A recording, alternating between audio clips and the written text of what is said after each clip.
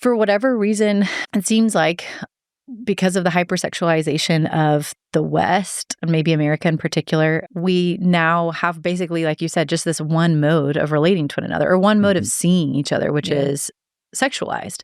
And in the church, we've just taken that same idea and baptized it and said, well, we're going to go the exact opposite. We're going to do the exact inverse.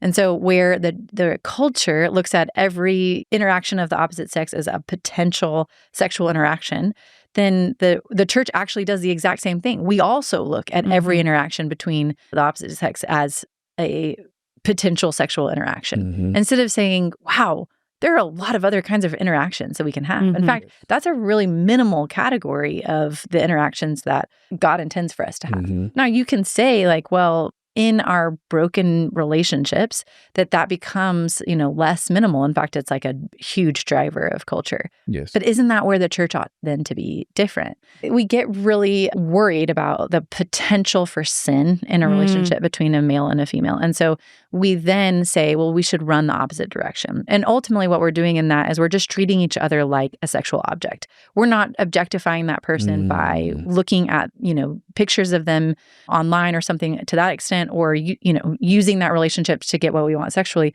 but we are using that relationship to get what we want in terms of righteousness or holiness. We think that we will be safe from our potential sin if we push that person away.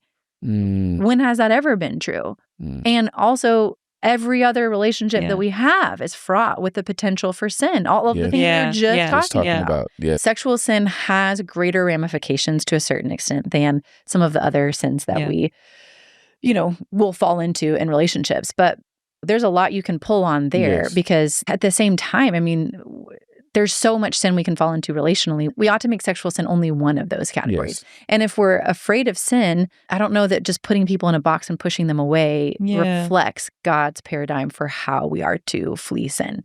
I think we've misconstrued things. We've made it so, okay, Tamarcus, I need to flee from you as if you are the sin, but you are not the potential sin. It's how I would interact with you, which is actually internal to me. So when I push you away, I'm not actually getting any further from the sin at all.